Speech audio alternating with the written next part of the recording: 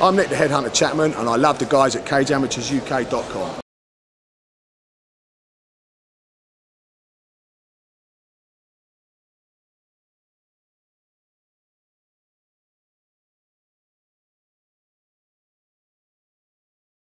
So, how did you get into MMA? Have you done much fighting yourself? A long time ago, yes.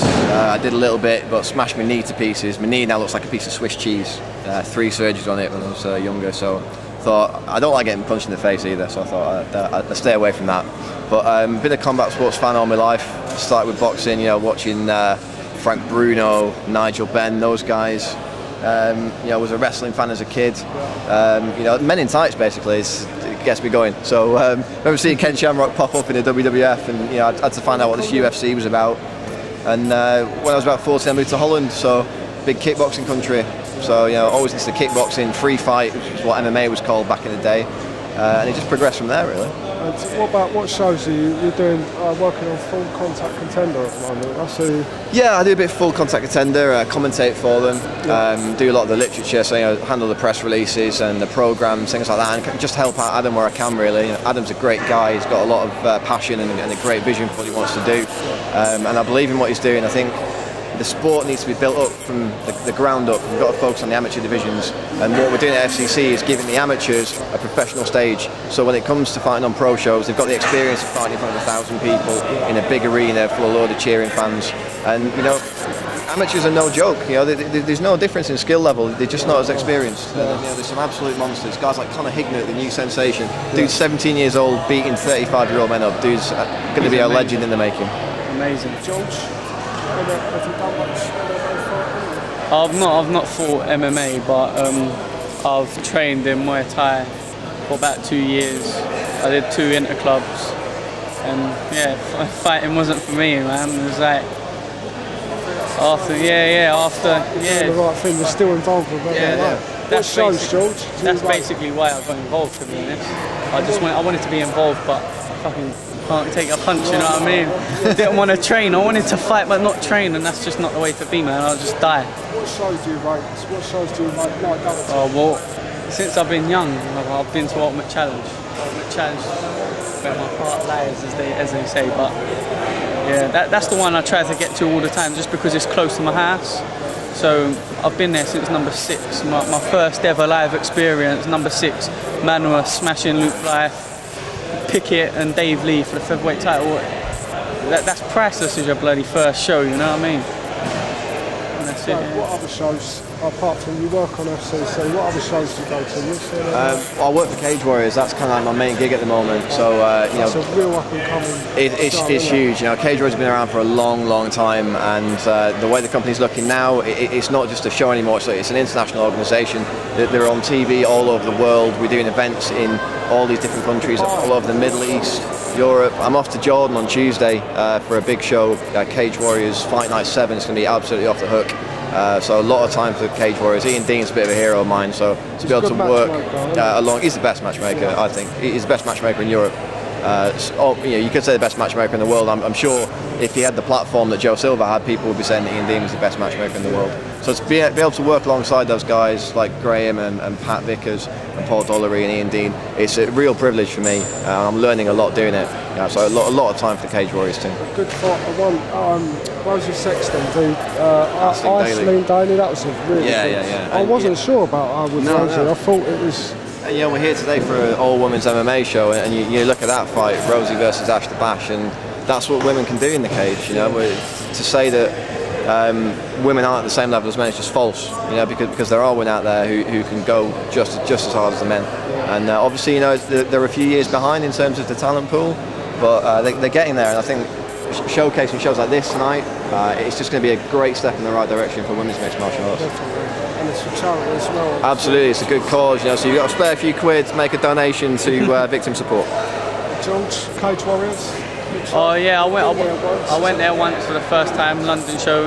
I got down there because it's close to my house, so I could get down there. It was a brilliant show, I've got to say. Like, I've been to a few shows now since I've been involved with MMA, and it was cracking, mate. I just want to ask you your opinion on something quickly. UFC 151 has been cancelled What do you think of that? Because I personally think that they should have still had the event for all the other fighters involved, but it's tough, you know. Johnny Bones Jones kind of annoyed me. Yeah. I think when you're a champion, you should fight all comers, anytime, anywhere. And I think when you're a fighter, you should fight who your promoter tells you to. Regardless of the fact when people say, oh, well, it would have been an easy fight because someone didn't have a camp. I think when you've got a champion at that level, it's your responsibility. And one of the things that's kind of caused me to fall out of love with boxing a little bit is that you've got this situation where, you know, fighters are picking who they fight, and I think that should be the promoter's job. You've got a situation in boxing where every belt has a clear-cut ranking system, yet you can pay the guys at the top to step aside for a fight that you want more. And I don't want MMA to end up like that. I think Dana White is the promoter. If he says John Jones, you're fighting Chael Sonnen, you should fight Chael Sonnen. It really sucks for the guys on the undercard, the guys who aren't making that Anderson Silva money. You've got rent to pay and bills to pay and camps to pay for. You know, they're missing out now. You know, what's it going to do to the training? They've all peaked, and now they're going to peak again when the fight gets rearranged, if the fight gets rearranged. So it sucks. I would have loved to see the event gone on. I can understand why they didn't do it. You know, they had no viable co-main event to move up, and they couldn't put anything together. So I understand where they're coming from. They've not done it without good cause. It's going to cost them millions. So, you know, hopefully we'll never see this kind of situation again. Bit hard coming and going second, ain't it? But I'll talk to you. I saw your Facebook and you said something along the lines of Dana White is now like a British MMA. Well, yeah, it's the first time in their history that they've cancelled an event, and we see it a lot in the UK, don't we? Like, shows just getting cancelled out of the blue. We all book our travel and that and go down there. Well, luckily we don't go down there. It's usually cancelled the day before, but yeah, we've never seen it with a UFC. That's the pinnacle. That's not supposed to happen. And if I'm honest, I'm surprised that they've cancelled the whole thing. I don't know how they would have done it, because people have paid their money to see a certain match, and obviously if I'm paying £200 to go and see John Jones, I expect to go see John Jones. I don't want to see someone who's been moved up who isn't £200 worth of money, you know what I'm saying? But yeah, it's a hard one, you know what I mean? Hendo got a lot of them tickets sold because people love Dan Henderson. Absolutely, I mean, you can't not love Dan Henderson. You know, the guy's a legend to start off with, but when you look at what he's doing at the moment, the fight with Shogun's quite possibly the best MMA fight I've ever seen. You know, it's value for money every time. And in regards to the fight, you know, it's an honour to see guys like that fight. I mean, I remember watching Randy Couture fight Brandon Vera.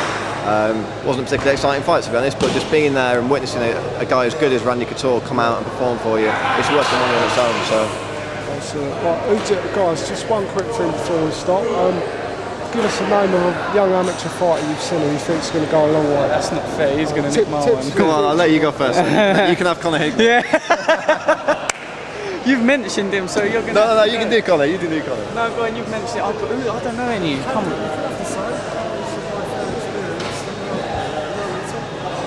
I hope you're going to cut this bit, you know. Absolutely not. We're fucking... Okay, so I'll do Conor as well. So Conor, the new sensation Hignett, he's fighting up in Manchester, just over Liverpool way actually, if I remember rightly. He's just turned 17. I think he's 9-0 or 9-1 as an amateur, and the guy's got ninja skills. He's beating grown men up. He's a flyweight, and there are big things coming in this kid's future. Another good amateur to take note of, kind of the other end of the spectrum, is a guy called Brett McDermott. Now, Brett McDermott was a rugby star in the RFL for about 10 years, taking up MMA kind of late in his sporting career. He's a light heavyweight, and he improves every single time I see him. He's the FCC light heavyweight amateur champion at the moment, and every time he comes out, people say, oh, this guy's going to beat him this way, this guy's going to beat him this way.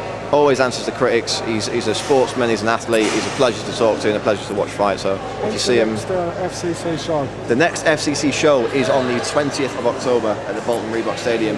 Brett's fighting, he's defending his title in the co-main event against a guy called AJ something, I can't remember right now, sorry AJ. But yeah, this dude hits like a truck. He knocked his last opponent out in 4 seconds with one punch, so that's going to be interesting to see how Brett solves that riddle. And the main event's a pro fight between Ali Arish and Matt Newman. Ali Arish, 4th ranked welterweight in England, professional, so that's going to be an absolute barnstormer as well. You like the knowledge of British MMA, don't you? George? It's been said. Yeah, I was going to say the same. I mean, Conor Hignett, we've got him in the next magazine coming out. There's some problems, but it will be in there. I mean, he's the same age as me. Yeah. So that's why I like these young fighters. We have this young lion feature in the magazine that we make, but I mean I love these guys. You know? I love to fight magazine. Plug, come on. But yeah, that's why I love them, because like they're the same age as me. I understand what they're doing. I couldn't do that. I couldn't do what they're doing. They're basically at the age of what he's been fighting, smashing geezers from 16 years old, probably younger than that. You know what I mean? So he's made that decision in his life that that's what he wants to do. Same as Arnold Allen. He's a pro, but I love him as well. He looks like me, like fair skin, fucking blonde hair. Fella, yeah, but I mean, once he's in a cage, different thing. They've just chose that's what they want to do, and they've put their mind to it. They put all the hours in, just like any other man would. Just because they're 17, they're going up against 35-year-old men. It doesn't mean a thing. Everyone says age, but I mean, you see like Conor Ignatz's fight at FCC when he won the title. I couldn't believe it. I mean, I just couldn't believe it. He just looks like a little boy. He's a child and he hits like a man. Yeah. You know, he fought a very, very talented Thai boxer in Chris McMullen, very experienced guy. You know, it took a lot of punishment, but he, you know, not only has he got the skills, but he's got the mental age of an older fighter as well. He's very patient. And then when he finally lets rip, and when he lands like a 28-year-old bloke. He doesn't land like a 17-year-old kid. I certainly, and the dude's this big, but I wouldn't want to take one on the chin from him.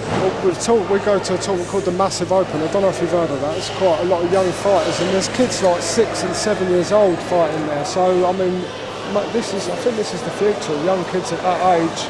Yeah, I mean, you know, if you go back to the 50s, 60s, and 70s, you know, most kids did a little bit of boxing when they grew up, and you know. Discipline was a lot better back then. Yeah. I think kids need something, especially kids who are maybe growing up and they don't have that influence from parents or teachers or whatever.